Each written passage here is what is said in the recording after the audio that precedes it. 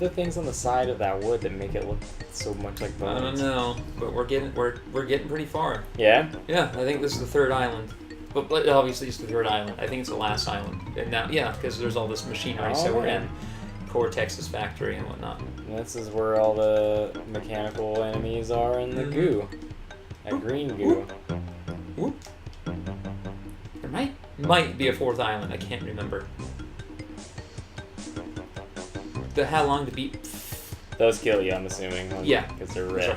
Those are hot. Hot pipes. Just like Chris Tucker's character said in Fifth Element. It's hot. Spoilers, man! I didn't need to know that he said that.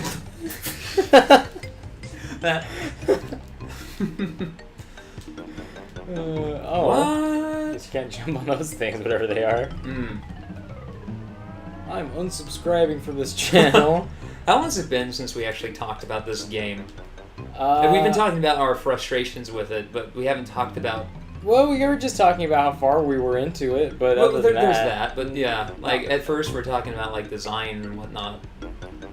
There's not a tremendous amount of design here yet. You know, it's just at the point where, yeah, even though there are things that it's like, yeah, there are issues or this looks cool, it's like, whatever. This game is so old, it doesn't matter. It's, you know. No one's gonna... Like, you... Oh, whoa, the camera moved. Did you see that? Oh, yeah, it went out. Fucking, that feels great. Oh my, look at that. So they have the tech, they just choose not to utilize it. But it's like, you own this game if you're gonna own it. And if you don't own it, then you're probably a kid who's too young to give a damn. Who doesn't remember that sweet commercial from 1998 with Crash Bandicoot, Lara Croft, and Sweet Tooth crashing some pretentious restaurant? That was cool. That was the best gaming commercial ever, because it was just, hey, video games are fun. Yeah. I hate the new, like, tell your story, or like, be bold, or whatever their goddamn catchphrase is now. You're part of the game now. Yeah, it's like share and... It's like be amazing. It's like a 28-year-old white guy and his 28-year-old black friend playing basketball, and then they're just like in Destiny, and it's like, be great or something. No, greatness awaits. That's what it is. It's greatness awaits. And like, no, it doesn't. It's a video game. It's like, just stop trying to take this so seriously, you guys. Most of us don't. Greatness awaits. And it's playing like some licensed song from some old rock band, and they're turning into Destiny characters, and they're turning into like other shooting characters, and then another character with another gun, and they're just like, whoa, bro, this is so cool. At least there's that Call of Duty commercial a few years ago, where it like has all the celebrities. And that was real dumb. But at least it was real dumb and wasn't trying to be... God, it was dumb, but it was not taking itself seriously. It knew it was dumb. God, it's like, what? It had some chick riding on a horse, and Robert Downey Jr. was in a jet plane, and I think Jack Black might have been there. I don't know. I love that camera move. Makes the game feel so good. Like, I wonder... Can they pull out just 10 feet? Yeah. Let me see. They do in future games. They pull out just a bit further.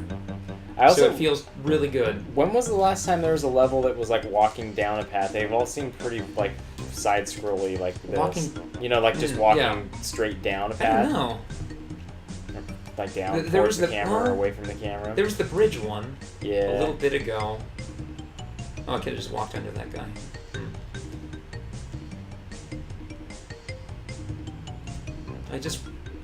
I miss that. I miss the games from the mid to late 90s, but I just miss the culture around gaming even more. Because it wasn't serious. It was video games. Yeah. It wasn't people arguing, oh, video games art. It wasn't people like jumping up each other's ass because they don't like this or that. Yeah. And maybe I'm misremembering it because I wasn't on the internet back then. I'm sure people were so jerks to each other, but come on. Yeah. Look at this. Look how dumb all this is. This is so dumb. And so fun. And now all games are just super They have to grim. like have a point or something. They're just super grim beefers shooting each other in the face.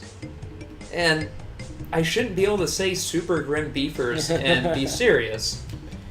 But I am, because that's the state of the industry. I think it's super cool that the landscape of games as a whole like is so broad now. Like anything is considered a game, but it's also getting to the point where it's like you're expected to really love every new type of game, or else it's like you just don't get it, bro, or what's wrong with you? Like, why don't you support indies? Well, it's just I'm glad they're making their game. I just have no desire to play it.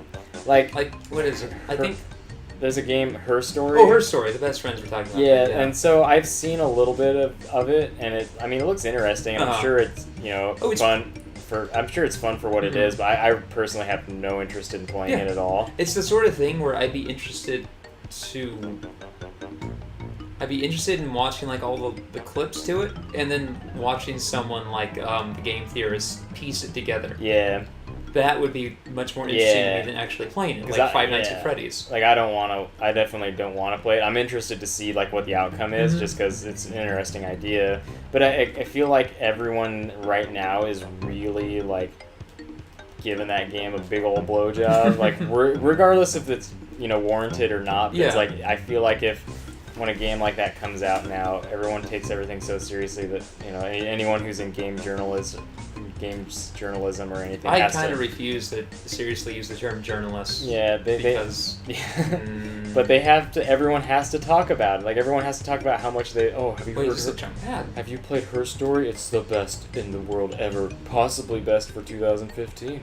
And it's like, no, it's not gonna be the best game of 2015. It's gonna be a memorable game. Yeah, it's of 2015, but it's like it's not. Oh, it's so good. It's going to be. It's the sort of game that I can't wait to see what other people do with the concept. Because that is a very good concept. Yeah. And it might be the game itself is... It might be that I would find it very fun. I might end up checking it out. I don't know. But I would like to see that employed in a genre I'm more interested in, is the thing. And I would like to see it in... I don't know, something like... a series like the Arkham Knight games. Or a type of game like that. It's just something to break up the flow of gameplay. Just to sit down and watch some videos, figure something out.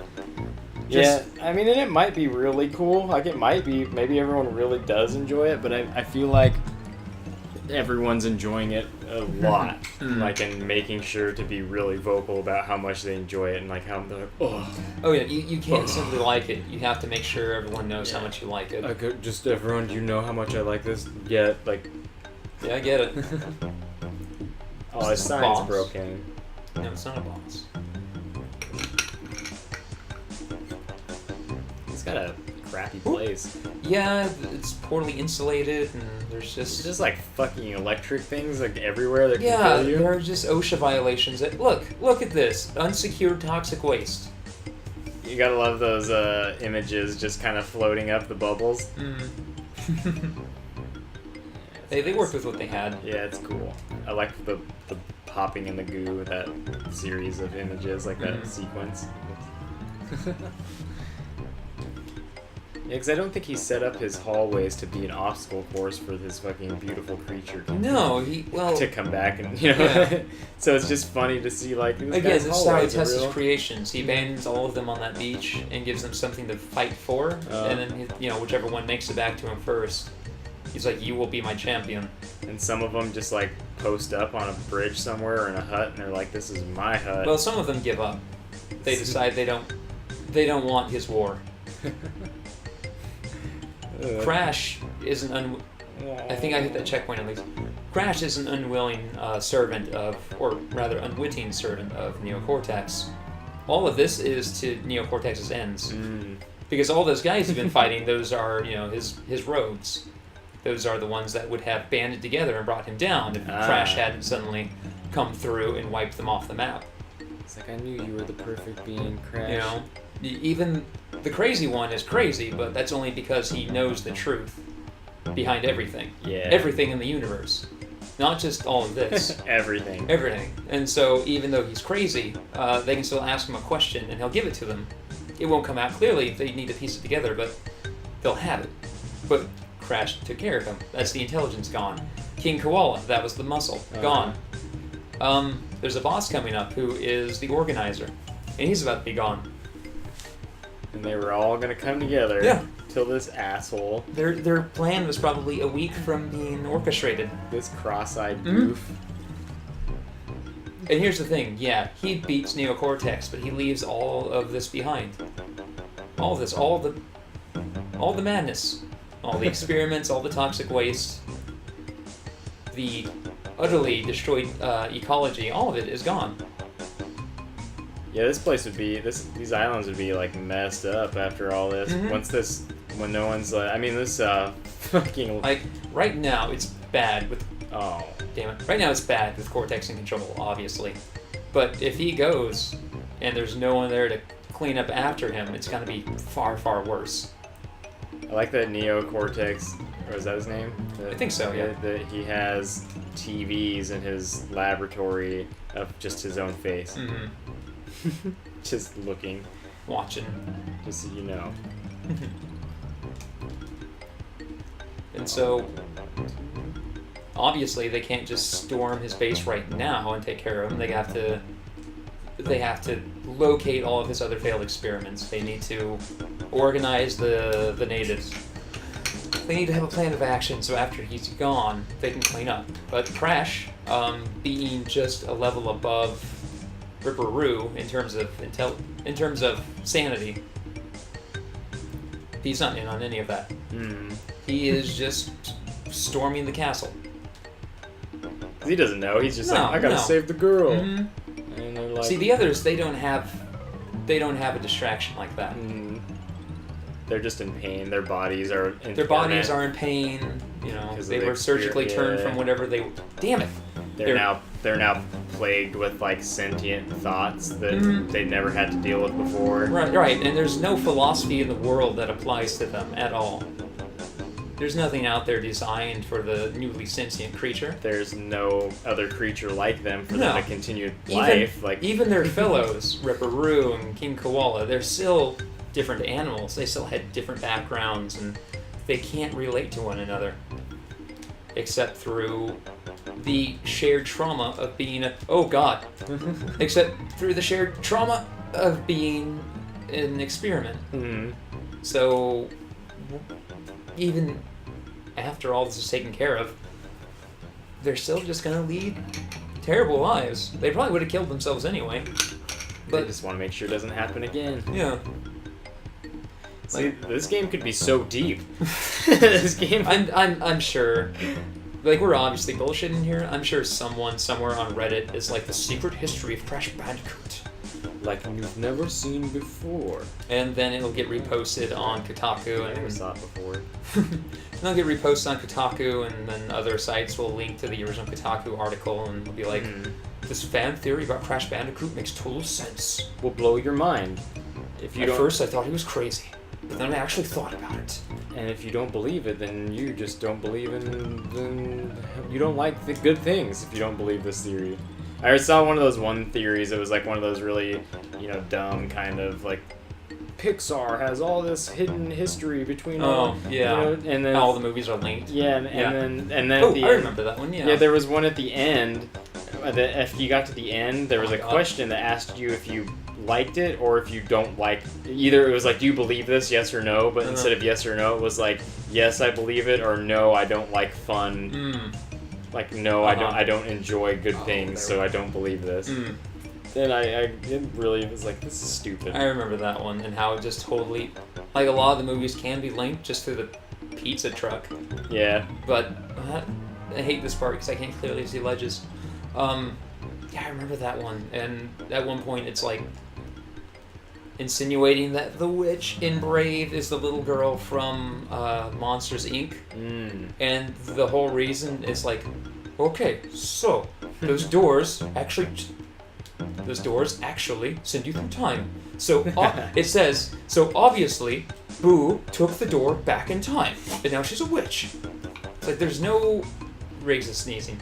He sneezes. And he's laying on his back. So there's no actual... facepalm. So there's no actual reasoning behind it. It's just, it is because it is.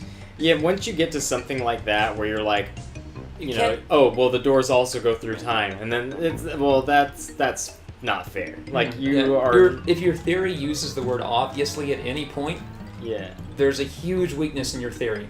Like, there's some good Easter eggs that are hidden in Pixar movies that make you go, yeah, I could see that. Like, there was, you know, like, the cowboy hats and everything that, like, Andy wears and stuff that suggests that Andy's mom owned the girl doll when she was little or something. I don't know. And I mean, it's like, yeah, I could see that. That's cool. It doesn't add anything to the story. What the hell? Oh, God. But when you start doing stuff like, oh yeah, and also this is a space-time portal now. Yeah. And so it's like, yeah, now you can make up anything.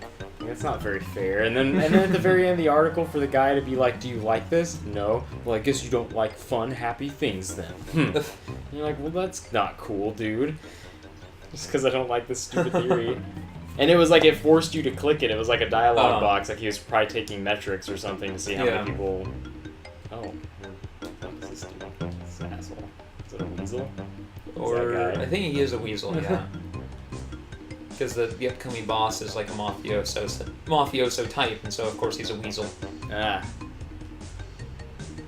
Yeah, I was on Kotaku because, I'm trying to get back into being a little bit more aware of what's going on with video games and also play video games more often, which is, why I wanted to do these LPs and stuff, is because I just, want to play games more. And I was scrolling through their stories and noticing that, some of the links that they have on their website aren't even written by...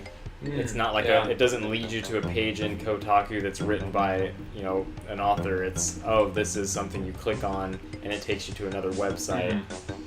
And I'm just like, that's kind of seems like cheating. A little bit. Well, they're all aggregate sites and they all do basically the same thing. One person somewhere writes an article and then they all just redistribute it. Like the Nintendo PlayStation thing from last week. Yeah. Which, again, I hate to keep name-dropping the best friends, but it is relevant here. On their podcast, where Wooly is like, I don't know, I'm seeing it on all these different sites, and it's like, Wooly, they're all reposting the one story. They're not doing independent research. It's just... So if it's a hoax, of course it's going to spread like crazy, especially for something like that. And how was that getting so popular? What was the deal with that? Because I know the history with like Nintendo and Sony and all that, but it's just the idea that out there is a prototype of the supposed Nintendo PlayStation. That is interesting. If it was real, I don't know if it is or not. It sounds like there's good reason to assume that it is a hoax, though. Yeah, I mean, well, it's the internet. Everyone cares about just getting likes and clicks and stuff. That's all. That's one of my favorite bits from BoJack Horseman, where Diane leaks the first few chapters, and she calls up her ex-boyfriend. She's like, "I've got something that's gonna get you a hell of a lot of hearts, or winks, or whatever you measure your journalism in." Yeah, and it's just, I hate when you go to those websites or you see something on Facebook that's like, here are the 20 things that you should never say to this type of person. Then you go to the website, and it has to load every ad in the world, obviously. But then instead of being a list, it's like you have to click the right arrow, and then the right arrow brings you to the next page, which then again has to load every ad on in the world on that page, just to read this stupid list of like really dumb things. It's like, things you shouldn't say to someone from Washington, and it's just like, Filipinos try American junk food for the first time. I love Clickhole because they hate the internet as much as I do. Yeah. They just, in every article is, oh God, I love you, Clickhole. I love you so much. I like how better written their articles are than the articles they're making fun of. Yeah, it's the best part of it. That's my favorite part. I'm like, not only is this funny, but I'm able to actually like read a whole article, and I'm like, why is that? Oh, because they're not total shit. There was one recently. It was like, it's like, new dad here asking for help. My child has a fever and keeps throwing up evidence from the O.J. Simpson trial. And he gets to the end, and he's like, I don't know. He's like, I'm sorry if I'm sorry if it sounds like I'm freaking out. I'm just a new dad, and I didn't know what to do when my daughter's mouth opened wider than I could ever believe, and Kato Caitlin fell out saying, "I think he did it."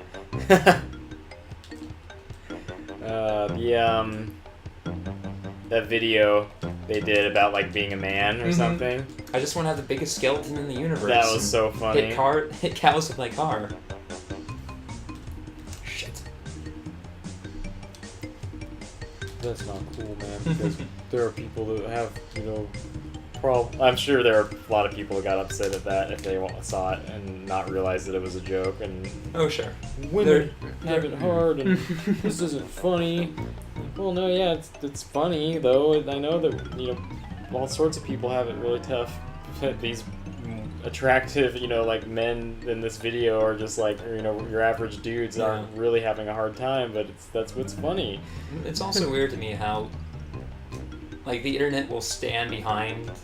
They'll stand behind a woman when she stands up against misogyny or whatever, but they will really get behind a man who stands up to misogyny. Oh yeah. It's like his opinion. Say, what's his name? Nathan Fillion, let's just say. Yeah. Like, that's way more valuable. Yeah. It's like, look at him. Which they were kind of making fun of on The Daily Show a little bit ago. Not with sexism, but with racism. Where it's like a black woman and a white guy, and the black woman is making her points, and the white guy is like, oh, I guess I need that turtle. The white guy's like, slow down, and then Jon Stewart just recaps her, what she said in 3 or 4 words. It's like, oh, Jon, you really get it. When does the new Daily Show begin? I think, gosh, damn it, I think Jon Stewart retires on the 16th of this month or next. I feel like maybe it's the 6th. I feel like it's the start of next month. That's gonna be weird. That is gonna be weird. I think I might then start to be really current on the Daily Show. Like actually watch it regularly. Not that I don't like it before, but I got to the point where I'm like, yeah, maybe I'll just wait. There's too much to get caught up on now, and I wonder what Jon Stewart's gonna do. There's that, and then there's Last Week Tonight with Jamie Oliver. Jamie Oliver, the chef guy. John Oliver. Oh, never mind. Yeah. Like that would be cool. Yeah. But his show is on HBO, but they repost it on YouTube anyway, so I just watch it there. Oh. Right in front of a checkpoint. Jamie Oliver up there talking about food and stuff. It's gonna be real simple, big flavors. 15 minutes. 15-minute meals. Rachel Ray was just like, Can't compete with that. Dick, hate you. Riggs, what are you doing? Riggs the dog. So what we're getting at, everyone, is that Riggs likes to get up and then suddenly shake into the microphone. What we're getting at, everyone, is that we really hate the internet. But hopefully you all share this with your friends and you like it, and then you help us make a bunch of money. Because look, we're doing this for funsies, and because we want to catch up on games that Kurt missed out on or that I missed out on. Yeah. And just discuss general game design and whatnot. But if we can make some scratch doing it, then of course we want to. Of course we want to make some scratch, people. Don't be dumb. I know there's dumb. I know there's all that internet money out there, so somewhere there's money to be had. It's just floating in the internet. And you just gotta go collect it. I think that's how internet money works. You find the deep, dark, what is it called? The deep web. The deep web. You find the deepest part of the web, and you shove your arm into it like, I don't know, elbow deep, and then you pull out just wads and wads of Benjamins. Yep, that's dangerous in there. Some guy might send you a letter. He might send you snail mail, which will arrive 2 to 4 weeks after the event, telling you not to come back. Which is weird that he would tell you not to come back with snail mail, because obviously there's plenty of time for you to come back before the warning gets in. So what I'm saying is, I hate creepypasta more than anything. But it's so spooky. No, I hate Reddit more than anything, because there are some good creepypasta. Well, there are some good scary stories. Not many, though. Not enough for me to go to that website to look for them. Oh, God. There's so many on there, and it saddens me to think that if Lovecraft was alive today, that's probably where he would be writing, and his stories would just get subsumed by copycats, as they did anyway, but at least he was able to publish his stuff before that. I like how you're not even trying to get all the boxes. No. Just get to the end so you can save. Why do they only give you this? That's so messed up that's how you get the save point. Like, I'm just thinking about that. Like, if you do die and then quit, you at least will get the code for the last level that you... Well, you get the code to start at the last level that you beat, it seems. No. I don't know. Yeah. You get a code for somewhere. But to hold the save points as a reward, it's like, come on, just let me save, please. I really gotta poop. My mom needs the TV back. My mom's gonna beat me with a belt. You remember having to share TVs with the rest of the family? Yeah. That sucked. Mm-hmm. That was never, like, I just want to play the game, and then parents come home and they're like, I need to watch MASH.